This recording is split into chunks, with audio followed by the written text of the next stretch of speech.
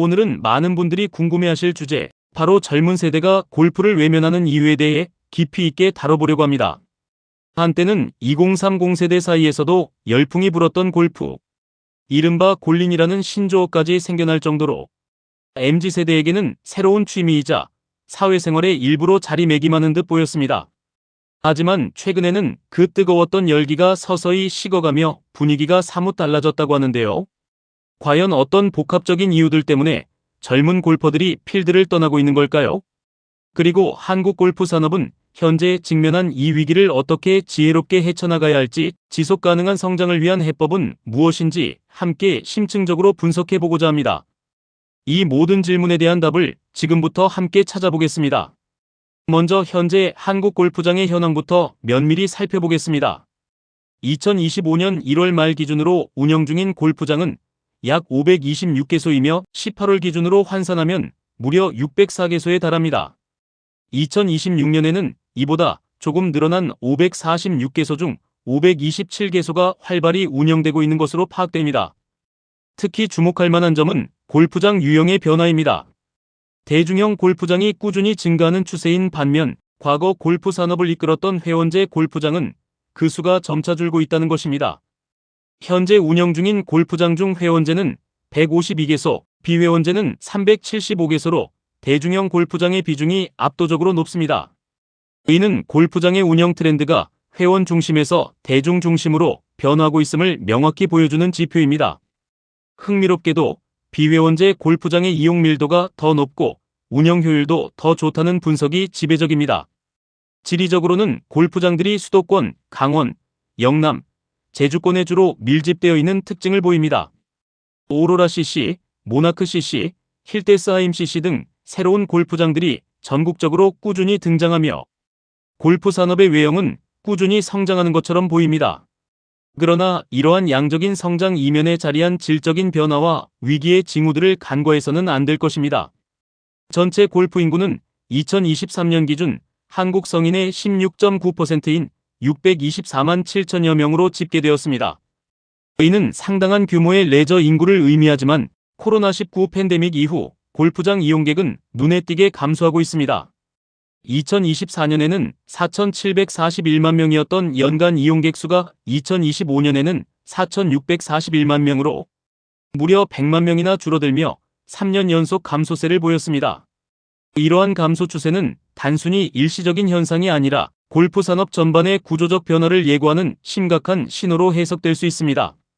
골프 인구가 줄어드는 가장 큰 원인 중 하나는 해외여행 재개로 인한 국내 골프 수요의 분산입니다.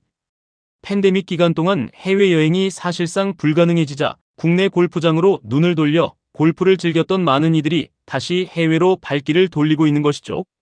태국, 베트남 등 해외 골프 투어는 국내 골프보다 훨씬 저렴한 비용으로 만족스러운 라운딩 경험을 제공하기 때문에 많은 골퍼들이 다시 해외로 나가게 된 것입니다. 여기에 국내 인구 구조의 변화, 즉 베이비붐 세대의 은퇴로 인해 골프 산업의 핵심 고객층이었던 이들의 수요가 점차 감소할 수 있다는 분석도 나오고 있어 미래 전망을 더욱 어둡게 하고 있습니다. 그렇다면 이러한 거시적인 변화 속에서 젊은 골퍼들, 특히 MZ세대는 왜 골프라는 매력적인 스포츠를 외면하게 된 걸까요? 이들의 이탈을 가속화시키는 주요 요인들을 몇 가지로 나누어 심층적으로 살펴보겠습니다.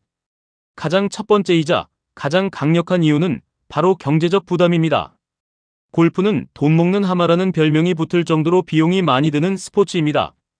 그린피, 카트비, 캐디피 등 필드에 나가기 위한 기본적인 비용 외에도 고급스러운 골프웨어, 수십만 원에서 수백만 원에 달하는 골프채 세트, 그리고 연습장 이용료 등 숨겨진 비용들이 상당합니다. 주말에 수도권 골프장에서 18홀 라운딩을 한번 한다고 가정하면 1인당 최소 40만 원에서 많게는 50만 원까지 비용이 발생할 수 있습니다. 이는 젊은 세대가 쉽게 감당하기 어려운 수준의 지출입니다. 특히 사회초년생이나 경제적 기반이 아직 확고하지 않은 MZ세대에게는 이러한 고비용이 골프를 시작하거나 꾸준히 즐기기 어렵게 만드는 결정적인 장벽으로 작용할 수밖에 없습니다. 심지어 필드에 나가려면 어느 정도 연습이 필요하기에 연습장 비용까지 추가로 드는 상황입니다. 고물가 시대에 가처분 소득이 줄어드는 상황에서 골프는 사치스러운 취미로 인식될 가능성이 더욱 커지고 있습니다. 두 번째 이유는 시간 효율성 문제입니다. 골프는 단순히 공을 치는 행위를 넘어 이동 시간, 라운딩 시간은 보통 4시간 내지 5시간, 식사 시간 등을 모두 포함하면 하루를 온전히 골프에 투자해야 하는 스포츠입니다.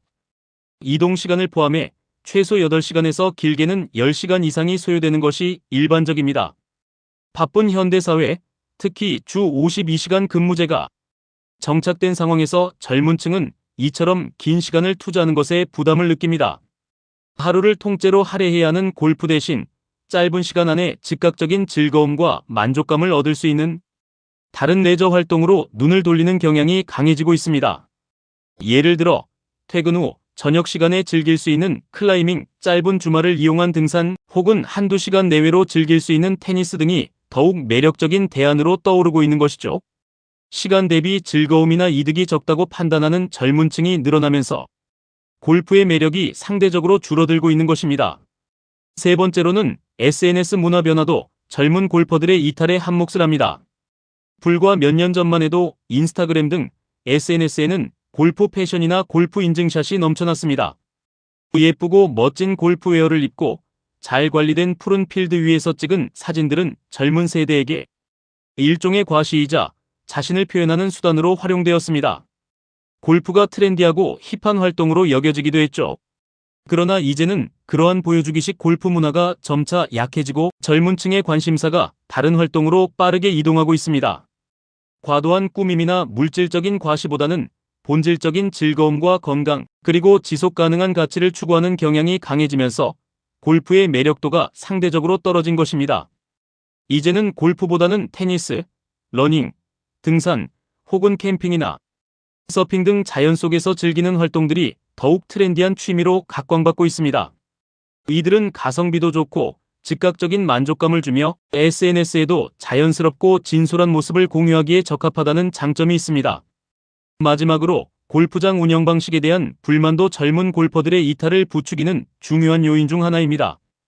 국내 골프장들은 수익 극대화를 위해 티업 간격을 매우 촘촘하게 운영하는 경향이 있습니다.